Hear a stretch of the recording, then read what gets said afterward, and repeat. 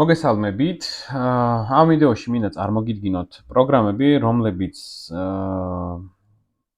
დაგვჭირდება რომ გამოვიყენოთ STM კუბის STM32-ის პროგრამირებისთვის. მოკლედ, სანამ ამ ვიდეოს ჩაწერას დავიწყებდი, გადმოვიწერე და დავაყენე უკვე. დიდი რაიმე სირთულე ინსტალაციაში არ არის და რაიმე სპეციფიკური რაღაცებს არ საჭიროებს. უბრალოდ საიტებს გაჩვენებთ და პროგრამებს. ეს არის ერთ-ერთი ER Embedded Workbench და თან განვიხილავთ. ეს არის ის მე, რასაც ვიყენებ უფრო ხშირად. საიტზე რო გადავიდეთ, შეგვიძლია გადმოვიწეროთ მაგალითად რომელი ვერსია, ერთი წუთით, რაიმე არ აგვერიოს. აი ER Embedded Workbench-ზე უნდა გადავიდეთ და შემდეგ მაგალითად გადმოვიწეროთ საიდან Try Software და აი აქედან ER Embedded Workbench for ARM და აქედან გადმოვიწერთ ამას. მოკლედ, გადმოწერისთვის აქ დაგჭირდებათ აკაუნტის გაკეთება. აკაუნტს როდესაც გააკეთებთ, მეილზე მოგივათ ვერიფიკაცია და ლიცენზიის კოდიც და როდესაც დაინსტალირებთ აპლიკაციას, მოგთხოვთ რომ გააკეთოთ ეს. არის 14 დღე უფასო, ხოლო შემდეგ არის ფასიანი. თუ გინდათ რომ უფასო ვერსია გამოვიდეს, ანუ ახლა არ ვიცი, ისეთ რაღაცას გავაკეთებ რომ რადგანაც YouTube-ზე არ ვიცი ჯერ და ახალი ვარ, რას დაბლოკავენ და რას არა, გეტყვით და თუ დაბლოკეს, მე ახალ ვიდეოსაც გავაკეთებ ან ამოვჭრი ამას. Get into PC არის ერთ-ერთი ესეთი საიტი, სადაც არის გატეხილი აპლიკაციები და თავისი ვიდეო ინსტრუქციებით, როგორ შეიძლება დავაყენოთ ER Embedded, რო ჩავწეროთ. ეს არის, აქვე არის დაყენების ინსტრუქცია, ვიდეო, აღწერაც და ფაილსაც მოყვება აუცილებლად readme ფაილი ან how to install ან რაღაც ესეთი. მოკლედ, ER-ზე გეტყვით ესეთ რაღაცას, რომ ER Embedded Workbench ეს პროგრამა არის Windows-ზე და Linux-ზე არ არის, ეს ჩემთვის ერთ-ერთი ცუდი ამბავი არის, რადგანაც ერთად Linux ვიყენებ ხოლმე. თუ ვაპროგრამებ STM32-ს, ამიტომ ვიყენებ მაგალითად Windows ან რაღაცა თუ მჭირდება ისეთი რაც Windows, რაც Linux-ზე მაგალითად არ მაქვს. ხო, მეორე მინუსი ის არის, რომ სამომავლოდ იდეაში როცა წვეტებთან მივალთ და წვეტის რეგისტრებთან მოგვიწევს მუშაობა, არიან პროგრამები, რომლებიც ქმნიან პროექტის შექმნის მომენტში რაღაც დამატებით საჭირო ფაილებს, რომ რაღაცა მისამართები იყოს გაწერილი მასში. წინასწარ და ხელით არ მოგვიწევს ძალიან ბევრი მისამართის გაწერა და რაღაც ესეთი კონფიგურაციების გაკეთება. ზუსტად ამისთვის მეორე მინუსი და მესამე მინუსი რაც იყო ER Embedded Workbench-ის, ხო, ნუ ფასი, ოპერაციული სისტემა, ფასიანი ვერსია რადგანაც არის, მაგრამ თუ ამას გადმოიწერთ, პრობლემა არ არის, ოპერაციული სისტემა რო Linux-ზე არ არის მაგალითად ხარდაჭერილი და არ მოყვება რაღაცა პროგრამის ფაილი. თუმცა შეგვიძლია შევქმნათ პროგრამა სხვა პროგრამით, პროექტი, შევქმნათ და შემდეგ ER-ით ვიმუშაოთ. მიუხედავად ამისა, მე მაინც ER-ს ვიყენებ, რადგანაც ძალიან მოსახერხებელია დებაგირებისთვის, რეგისტრებზე ინფორმაციის სანახავად და ასე შემდეგ. თან ბევრად უფრო მსუბუქია და მოკლედ მიჩეულიც ამაზე ვარ და ძალიან კარგი რაღაც არის. დაინსტალირებას აპლიკაციების საერთოდ არ განვიხილავ, უბრალოდ განვიხილავ ის თუ როგორ მუშაობენ ესენი. ესეც ჩვენი ER-ის პროგრამა. 9.5 ვერსია მაქვს. ეს არის ჩვენი დაწერილი კოდი და ვიცით რომ პირდაპირ როგორ მუშაობდა LED ნატურის ანთების დროს ნახეთ, ხო? და დავაწვევით და პირდაპირ ჩაიწერება კოდი. თუ კი ის მინუსი რო გაჩვენოთ, რაზეც წეღანები ვისაუბრე, არსებობს ესეთი პროგრამა STM32 CubeMX.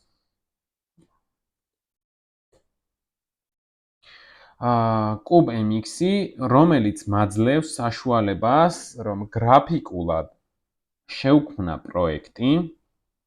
აი, მოდი გავხსნი. შევქმნათ ახალი პროექტი.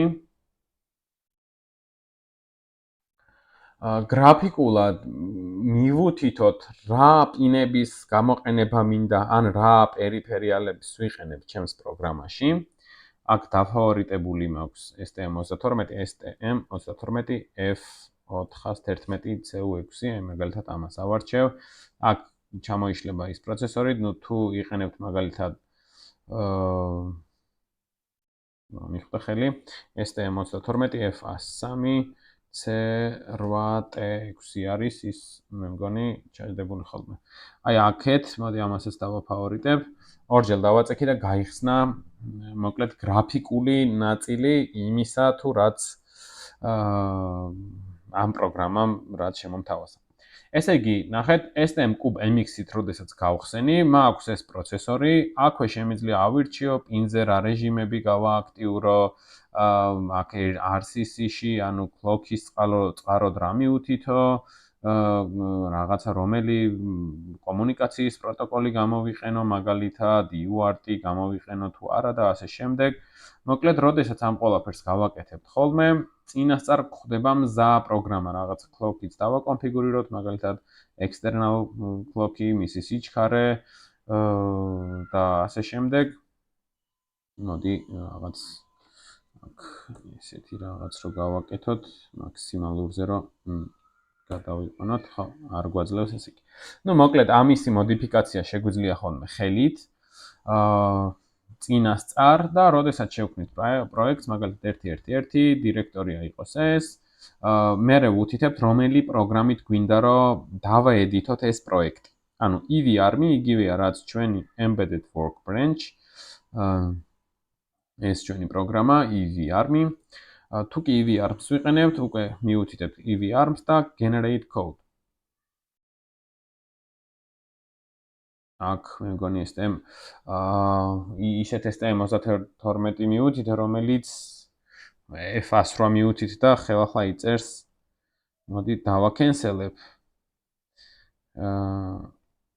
Yes.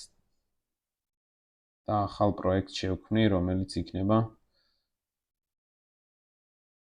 გადმოწერაზე რომ ბევრი დრო აღარ დავხარჯავ 411CU6.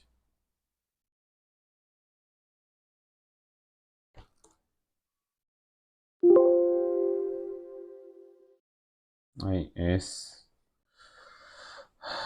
ხო, დაველოდოთ, შეიქმნება პროექტი.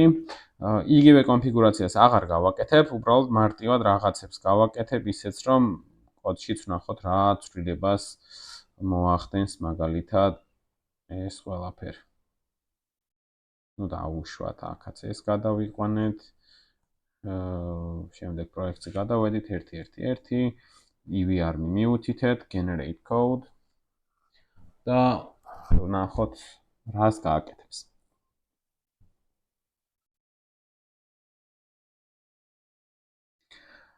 აი, გაიხსნა, შემიძლია გავხსნა ფოლდერი. აი, ესე შექმნა პროექტი, EVARM-ში რო გადავიდე, აი ეს არის ის თავარი პროექტის ფაილი. აქ ვერსიების დამთხევაზე მომთხოვა დადასტურება და მოკლედ აი ეს არის ის ჩვენი წინასწარ გამოწერილი ფაილები, რომლებიც გავაკეთებთ. ანუ აი ეს main code-იც რო გავხსენით, რაღაც ბიბლიოთეკა დაიმპორტებულია, რაღაც ფუნქციები შემოტანილია და შემიძლია გამოვიყენო უკვე წინასწარ გაწერილი კონფიგურაციებით და უკვე მზა ბიბლიოთეკებით, შემიძლია HAL-ის ბიბლიოთეკები არის ხოლმე. Hardware abstraction layer გულისხმობს ამ შემთხვევაში და ეს არის ყველაზე დაბალი დონის გაკეთება, რასაც ჩვენ წერთ ხოლმე მაგალითად, ხო? შესაბამისად, მოკლედ შეგვიძლია IR-ითაც ვიმუშაოთ და რო ჩავწეროთ ახლა ეს კოდი ჩვეულებრივად ჩაიწერება. შეერთებული მაქვს STM32 მე ეს კოდი ჩაიწერა და ყველაფერი წარმატებით შესრულდა. ანუ მაქვს ვარიანტი, რომ გამოვიყენო STM32-ის საპროგრამოდ IR-ი, ოღონდ თუ მჭირდება რაღაც სტარტაპ ფაილები, ეს დამატებითი ფაილები, აი აქ შევაქმნევინო მაგალითად, აი ეს ფაილი არის ხოლმე, რომელიც არ მოყვება IR-ს, თავისით IR-შივე რო შევქმნათ პროექტი და წვეტების დროს ესენი გვჭირდება ხოლმე. ამ ფაილებზეა საუბარი, ეს არის ის მინუსი, რომელსაც ამ IR-ი არ ქმნის.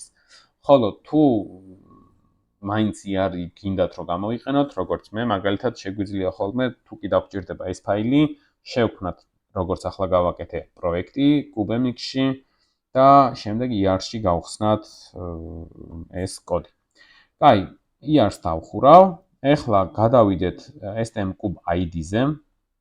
STM-Cube ID, ესეც გამორთოთ, აღარ გვინდა. MX-იც შეგვიძლია გადმოვიწეროთ შემდეგნაირად, აი ეს არის STM-Cube MX-ი. გადმოწერისთვის აუცილებელია აკაუნთი რო შევქმნათ, მე უკვე დალოგინებული ვარ და გადმოწერილიც მაქვს STM-Cube ID, გადმოვიწერე ახლა და დავაინსტალირე. ეს არის MX-ი, ესეც MX-ია, კი ბატონო. ხო, აი აქეთ უბრალოდ დავაწვევით გადმოწერას, Windows-ზე რო გადმოიწეროთ დააკვირდით, არათუ სხვა ოპერაციული სისტემაზე ეს ვერსიების ყოფა არ გეგონოთ, აი აწერიათ კიდევაც ამის შესახებ გადმოწერას დავაწვევი, აქ ავტორიზაციას ან აკაუნთი შექმნას მოგთხოვთ, მე მეილზე მოგივათ ვერიფიკაციის კოდი და როცა დაედასტურებით, შეძლებთ გადმოწერას. STM-Cube ID ზუსტად იგივენაირად იწერება, ინსტალაციაც ძალიან მარტივი იყო, უბრალოდ რამდენიმეჯერ next და ეგ იყო სულ. გავხსნი ახლა STM-Cube ID-ს და გაჩვენებთ უბრალოდ სხვაობას. ამის გარდა გვაქვს სანამ გაიხსნება კეილი, ფოტოებსაც გაჩვენებთ. კეილს მოყვება ის ფაილი წეღან რომელზეც ვისაუბრე. კარგი არის უბრალოდ ცოტა გრაფიკა არ მომწონს ხოლმე და რაღაც დამატებითი კონფიგურაციები არის ხოლმე საჭირო პროექტის შექმნის დროს და ეს არის ხოლმე ჩემთვის ცოტა დისკომფორტი. 0-დან კოდის დაწყების შემთხვევაში არის ბევრად უფრო კომფორტულად მეჩვენება მე. ასევე მე მგონი რამ ახალი გაკეთებული აქვს წელიწადი შეიძლება ცოტა მეტი Visual Studio Code-ის, თუ იცით ეს უკვე და თუ იყენებთ for STM32. ოღონდ მე ეს არ გამომიყენებია, ანუ არც ვიცი, ამიტომ ახლა გადმოწერას და ამის ხელახლა ახსნას არ ვაპირებ. თუ გინდათ ესეც სცადეთ, აკეთეთ და რომელი ედიტორიც მოგიხერხდებათ, იმ ედიტორში შეგიძლიათ იმუშაოთ. ეს არის ის, რაც მინდა რომ გირჩიოთ, თავარი არის რომ ვიმუშაოთ და თქვენთვის მოსახერხებელი გარემო შეიქმნათ. კიდევ ერთ-ერთი ესეთი დეტალი არის ხოლმე, STM link utility, ესეც უფასო არის, STM32 link utility. ოღონდ მსგავსი ახალი პროგრამებიც არის უკვე. აი ეს იყო. ნუ ისიც იყო მე მგონი, ხო არა. მოდი აქედან გამოვალ და ისევ ST-Link-ის საიტიდან გავაკეთებ. ხო, აი ეს პროგრამა არის.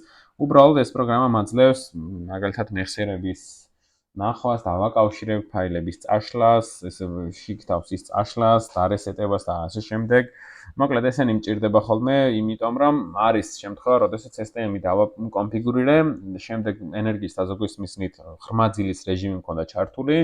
და ესეთ რეჟიმში ყველაფერი ითიშება ფაქტიურად და მაგალითად 10 წუთში ერთხელ ჩაირთვება და ზუსტად იმ ჩართულ მომენტში თუ არ დავამთხვიე, კოდს ვერ ჩავწერ ახალს, თუნდაც ER-დან, ხო, იმიტომ რომ გათიშული აქვს საერთოდ ყველაფერი, თუნდაც ფლეში, თუნდაც რაღაცები, რომ ენერგია არ დახარჯოს. უბრალოდ hard reset-ით აქედან მარტივად შემიძლია ხოლმე წავშალო, ახლა ღილაკს თუ დავაწვევი და აი ესე წაშლის ბრძანებას გავაკეთებ. full racing chips და ყველაფერი რაც კი მქონდა ჩაწერილი, წაიშალა, disconnect-ი და всё ფაქტიურად გავანულეთ ჩემი STM32. ანუ შეგიძლიათ ესეც გადმოიწეროთ, შეიძლება დაგჭირდეს და ეს მესამე იყო ER-ი. ეხლა ამასობაში Cube ID-ც გაიხსნა, მთხოვა თუ პროექტის არ შევქმნა, launch დავაწვევი, ამას გავდიშავ, ეს აღარ მჭირდება, მოდი STM-Cube 32 ID ვნახოთ.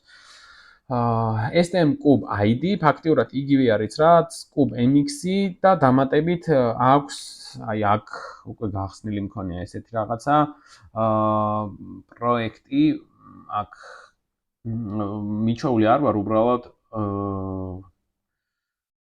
არ ვიყენებ ხოლმე ხშირად. აი ახალი პროექტი შევქმნათ, C++-ი, მოდი ვნახოთ.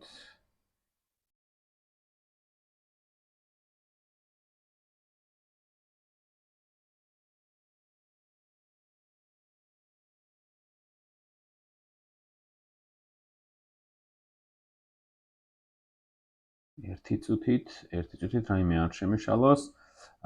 ესე იგი უნდა შევქმნათ ახალი C++ პროექტი.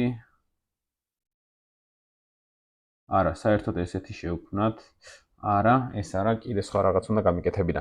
ანუ STM კუბ ID-ს აქვს ესეთი ფუნქცია, რომ გრაფიკულადაც შეუძლია და შემდეგ აი როგორც ხედავთ, კოდის დაედიტება შემიძლია აი აქ. კარგი, დაველოდოთ ახლა ამას. აი თუ დააკვირდებით, ზუსტად იგივე ფანჯარა გამიხსნა, რაც MX-ის შემთხვევაში იყო. STM 32F411CU6. Next, შემდეგ უთითებ პროექტის სახელს 1.1.1. რა ენაზე მსურს საუბარი, პროგრამირების ენა რა ენაზე მინდა რომ გავაკეთო, ვერსია finish და შეიქმნება ეს კოდი. ეს პროექტი. ხო, დაველოდოთ და ვნახოთ თუ აქაც როგორ ხდება მაგალითად კოდზე მუშაობა და პროექტის შექმნა. ხო, ანუ აი ზუსტად ესეთი მომენტების გამო არის ხოლმე ცოტა ნელია და მემძიმება ეს პროექტი. აი ეს არის ჩვენი პროექტი. აქაც შეგვიძლია მსგავსად რაღაც პროექტებს, რაღაც პინებს მივცეთ რაღაცა დანიშნულებები წინასწარ მოვნიშნოთ connection-ები მაგალითად რაღაც გამოვიყენოთ full duplex ხო ეს SPI ანუ ეს არ არის უკვე მნიშვნელოვანი შეგვიძლია რაღაც ესეთი დავაკონფიგურიროთ ისე პროექტები გავხსნათ და ოკეი და როდესაც ამას გავაკეთებთ core-ში source-ში main-ში რო გავხსნათ გთხოვთ რომ შემოვიტანოთ ის ჩვენი პროექტის ფაილები. Ну, აი აქ ესე შეიქმნა და პირდაპირ აქაც შეგვიძლია ვწეროთ კოდი. ახლა ამ ყველაფერს წავშლი. ჩვენს კოდს გადმოვიტან ER-ში რაც გვიწერია და ამ ყველაფერს ჩავწერ ახლა მაგალითად. ეს არის დებაგირების რეჟიმი, ხოლო ეს არის მაგალითად კოდის ჩაწერა. ერთ-ერთი მინუსი რაც ქონდა ხოლმე STM კუბ ID-ს რატომაც არ ვიყენებდი, იყო რომ ჩინეთიდან გამოწერილი მიკრო პროცესორები, ლურჯი blue pill ესე ქვია ხოლმე, STM32F103-ები არ პროგრამირდებოდა, რადგანაც მიწერდა რომ არა ორიგინალური ჩიპებია და ამიტომ არ ხდებოდა მისი დაპროგრამირება. აქ ისეთ მითითება და მოვიწყდა მე მგონი. აი ეს რა არის? კარგით, მოდი. Select resource to save. Okay, შევინახოთ.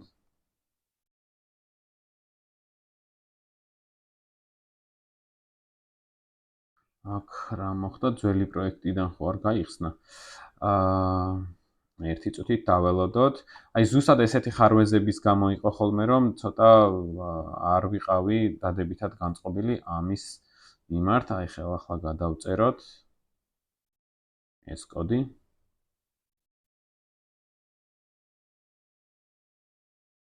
ამიტომ თქვი STM ID-ზე უარი და მივეჩვიე ER-ს, რადგანაც თავიდან STM 32F103-ში არ წერდა კოდს, მიწერდა რომ არა ორიგინალი ჩიპები არისო. მოკლედ ეს კოდი ახლა ჩაიწერა, ზუსტად ის კოდი, რომელიც ჩვენ წინა ვიდეოებში გავაკეთეთ, LED-ნათურის ციმციმი. დებაგირება თუ კი გვინდა ხოლმე, მოდი დებაგირებაც ვნახოთ, როგორი აქვს, მეც გადავხედავ, იმიტომ რომ ხშირად არ ვიყენებ რაღაც გარკვეული შემთხვევები არის ხოლმე და ესეთ დროს დამჭირდა ხოლმე. ხო, აქ გვაქვს ჩვენი დებაგირების ელემენტები, აი თუნდაც ის რეგისტრები, რომლებიც ჩვენ გამოვიყენეთ. აბა მოვუძებნოთ მაგალითად RCC, აი AHB1 enable register, აი ეს იყო. აქ როდესაც enable-ს ვაკეთებდით, ხო, აი აქაც ნაბიჯ რო გავყვეთ, ეს უნდა გააქტიურდეს, ესე იგი და გავყვეთ მოდი ხო step into აი აქ ერთიანად გადაკეთდა ეს რადგანაც ჩვენ ჩავწერეთ ამის შემდეგ მოდით მოვძებნოთ GPIO-C model registry აქ clear-ი მოხდა ისედაც დაკლიარებული იყო ეს ადგილი აი აქ ერთიანად გადაკეთდა და ამის შემდეგ ODR-ი და მე-13 უნდა შეიცვალოს აი ეს ამის მიხედვით ხო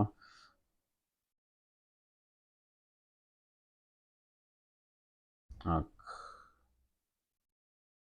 კი ერთიანი გახდა. ახლა შევედით ჩაიციკლა აქ უბრალოდ მე მგონი ამიტომ გაჩერდა. ხო, ასე რომ გამეგრძელებინა დებაგირება, ანუ break point ჯობია ხოლმე.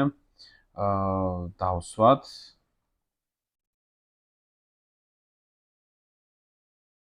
აქ როგორ ხდება ესეც add break point, აი ეს არის.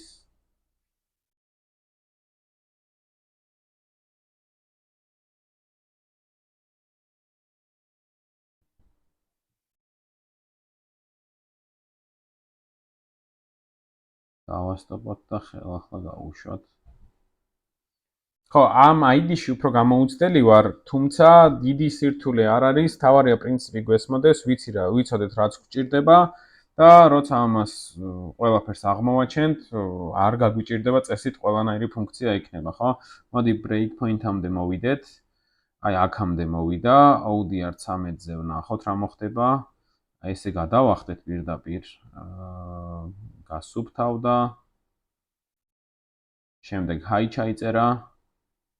აღარ შევედით, უკვე step out-ით, step over-ით უბრალოდ და ამის შემდეგ უკვე 0 უნდა ჩაიწეროს ისე. კი ბატონო.